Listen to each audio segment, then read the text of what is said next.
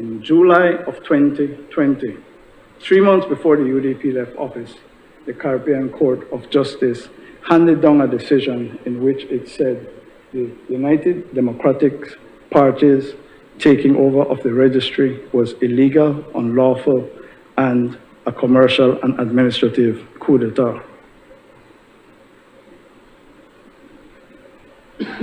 The CCJ said the government of Belize must pay B.I.S.L damages for the 7-year extension.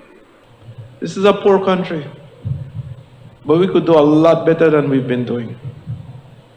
But when we give away our gift, the way we did with the B.I.S.L arrangement,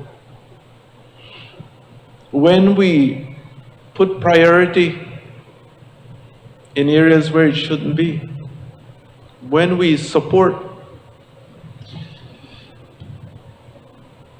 person or a few companies at the expense of the population, I think it's wrong, Madam President. I think that we should do a lot better than that.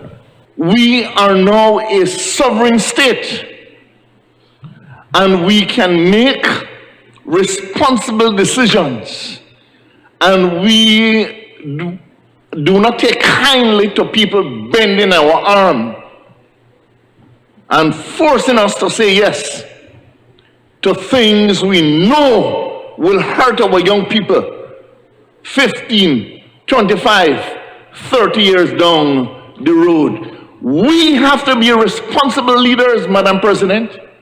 If it was not for this $76 million, nurses would be quiet, because they understand the sacrifice. We are a good people. We understand that we need to sacrifice.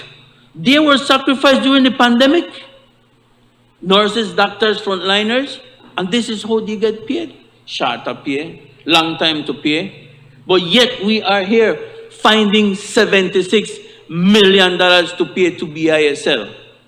I mean, I'm not saying not paying it in no way, shape, or form. We need to pay it. We need to respect that. It is there. The CCJ has ordered it, so therefore we gotta pay it. But all I am asking on behalf of the people of this country, let's get a softer payment plan. I hope we learn that persons engage in these signing of agreements in secret, that we put things in place to hold those persons accountable, that they be held responsible for the pain that they are putting our people through.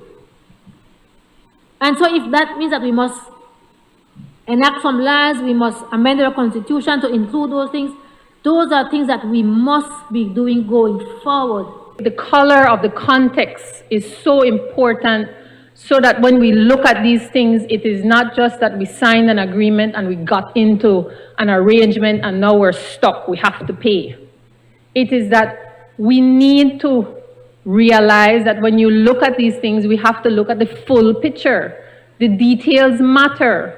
And how is it that this agreement was signed on a Good Friday, and now we're at the point where we have to pay millions and millions of dollars at a time when we can least afford it, when we're just trying to get back up on our feet and move forward?